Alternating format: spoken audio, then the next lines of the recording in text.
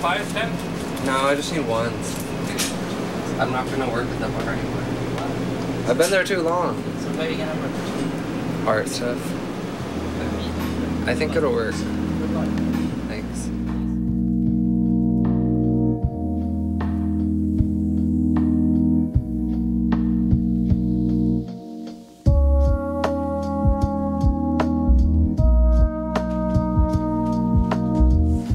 I'm just really obsessed with drawing people.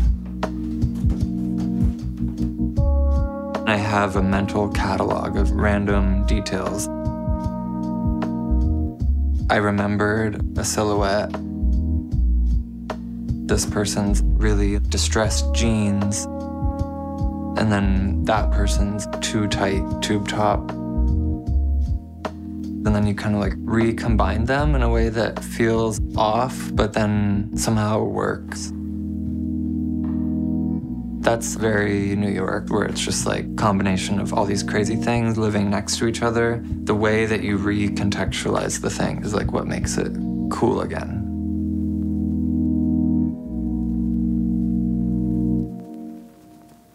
Drawing is my favorite thing. And everything else is like a branch off of that. Oh, maybe a fur coat. A fur coat with like some Sperry boat shoes and Napoleon pants. That could be something.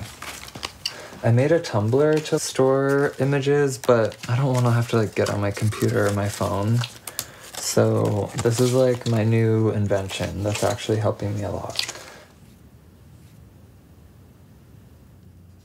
I grew up in suburbia, Michigan. It was pretty boring, so I would just draw constantly. I was really obsessed with superheroes, but I was also very Christian, so I would draw my own superheroes, even though in my mind they were all serving God in some way. They were pretty aggressively horny. I would make these drawings and then immediately feel so ashamed. But it was also like, I can just make this image in front of me. That felt kind of powerful.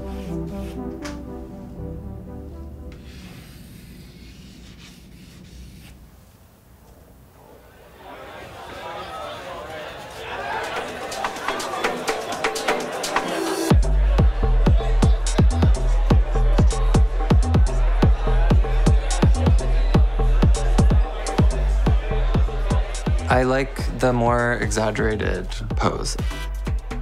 I like it to feel kind of gay.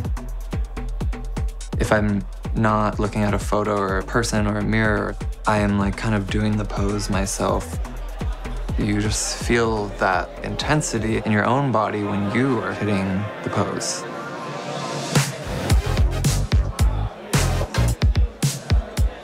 When I first moved here, my friend worked at this bar, Happy Fun Hideaway. It's like a queer-ish dive bar. This friend asked me if I wanted to make some art. So I tried to think of what would fill this loud, colorful space up. It's fun for me to witness these things just get absorbed into the place. People are not treating it like art on a wall. It's able to get a little dirty. Eventually, I started bartending there. I feel very lucky to have a place that I treat as my own personal art gallery where I can try things out. I can kind of just have fun with it while providing a service to people. Before last year, I really didn't draw people in person, so it's kind of new.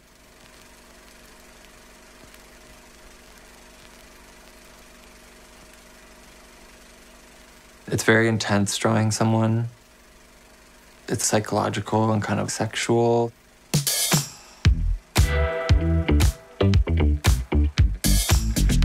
The hardest part of doing the drawings is maintaining this silent rapport.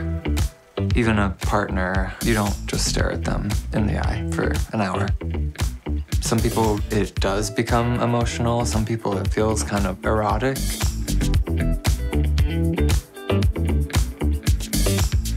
I did a residency at New York Life Gallery. The inspiration starts in like a fashion illustration way, but instead of making the clothing the most important part, that's very secondary to the face.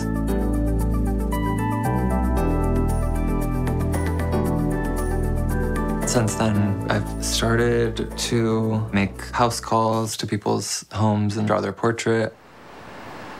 I'm able to include parts of their decor, which is obviously like an extension of themselves.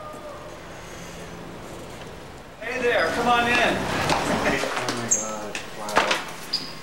I was an illustrator for like 25 years, and I was working with really great magazines, Time magazine, Playboy magazine. To have a focus is a huge gift, particularly if it's something you love, which I can tell from your work you love it. I feel lucky to have like that specific feeling where you're like, wherever it comes from, seeing like a woman on the street, I need to like draw her, or like I need to draw her coat. Not everyone gets those random moments of life-affirming inspiration. I love being commissioned to draw people's portraits. It gives me this feeling I'm like an old-timey illustrator with my briefcase and my easel. It gives me a sense of professionalism, which I don't really have in my life.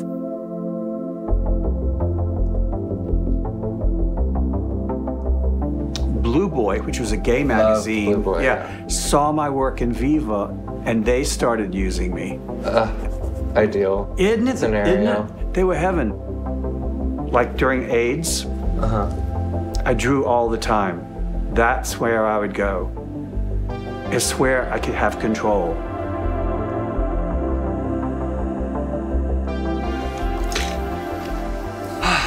Okay, you ready to see it? I am. Okay. Oh my God, it's beautiful. I'm so happy you wore this Yoji shirt. It's beautiful, Draco. You like it? Yeah, I love so it. happy. I love it.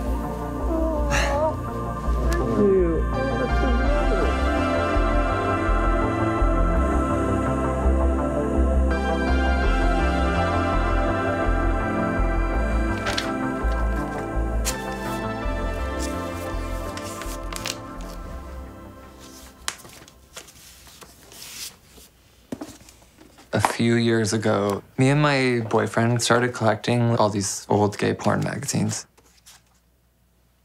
There were such beautiful things being made out of a necessity to connect and communicate with each other.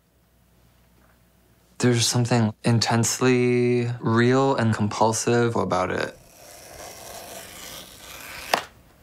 Someone really labored over that for a small number of people to see. I get so much inspiration from 80s and late 70s. I don't envy living in that time period, but part of me is nostalgic for a time where there was a little bit more at stake. When like it wasn't so obvious and easy and completely accepted to be gay.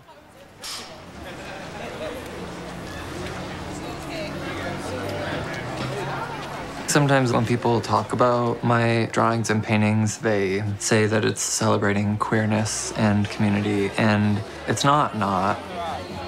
But I'm also definitely making fun of some of those people, and myself included.